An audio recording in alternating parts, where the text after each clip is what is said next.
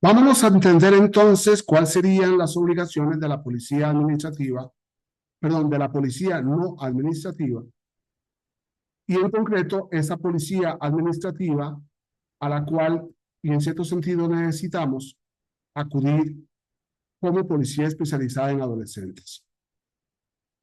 Me gustaría recordar que nosotros hemos enfrentado un adolescente detenido que ha sido abusado por la policía administrativa. Uno. Dos, según las estadísticas de derechos humanos y de INEGI, cada vez que detenemos a una persona sin importar la edad, hay un abuso de autoridad y nos enfrentamos al problema de la tortura. Lo peor que podemos hacer nosotros en una materia especializada como la de adolescentes es hacerle ver al chico o a la chica que somos igualmente de los malos y que los chicos empiecen a darse cuenta que no se puede confiar en la justicia mexicana cuando cae en manos de la policía, porque fue abusado, porque fue torturado. El artículo 18 de la Constitución Política dispone: se observará la garantía del debido proceso legal, así como la independencia de las autoridades que efectúen la revisión y las que impongan las medidas.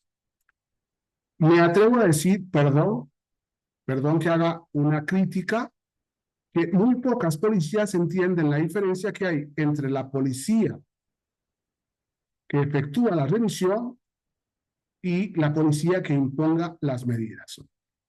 Y es muy importante hacer la diferencia en adolescentes. ¿Por qué? Simplemente porque piensen ustedes que un oficial de policía detuvo a Juan Pérez, un niño de 14 años, y que le va diciendo mientras lo detiene: espérate que lleguemos, espérate que te torturo, espérate que te diga, espera. Y resulta que es el mismo policía que después lo lleva ante el juez, y que después del juez lo lleva. Ese niño inmediatamente deja de creer en el sistema. Por eso es muy importante entender el artículo 131, 132 del Código Nacional, que es aplicable para adolescentes. En concreto, el artículo 132, fracción cuarta, nos dice: es función policial impedir que se consuman los delitos. El 132, fracción cuarta, nos dice: la policía debe impedir que los hechos produzcan consecuencias ulteriores.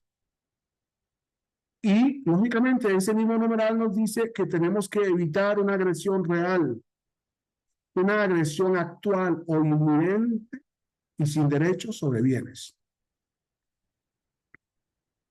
Pero también nos dice que tenemos que proteger a los gobernados. Y lógicamente agrega que hemos de detener al adolescente en fragancia y que no podemos, si no hay fragancia, detenerlo. Y que en ciertos casos, cuando detenemos a ese adolescente, no es imputado sino víctima. Y lógicamente ese adolescente sin demora debe ser puesto ante el fiscal de Ministerio Público en el lugar de los hechos o en la fiscalía, dependiendo de la situación del caso. Y finalmente, si seguimos con ese artículo 132, no es posible trasladar al adolescente a la oficina policial. No es posible, no hay derecho, no hace falta, no es necesario. No podemos mentir que la policía puede llevar a la oficina de la policía a un adolescente.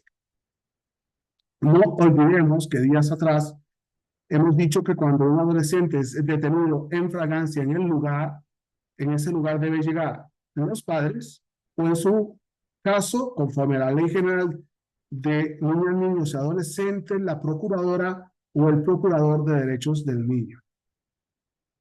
No olvidemos la importancia de que haya un defensor especializado en adolescentes en el momento de la detención. No ignoremos esto al darnos cuenta de que la policía, que ya he sido claro con la policía administrativa, pero que la policía no administrativa, sino la especializada, está obligada lógicamente a todo lo que se refiere el artículo 132, fracción cuarta. Pero, por otro lado, es muy importante entonces entender, como expertos que tienen que ser ustedes y yo en esta materia, ¿y qué ocurre cuando hay un lugar de hechos? Hay una respuesta que me dan en México la mayoría de los fiscales.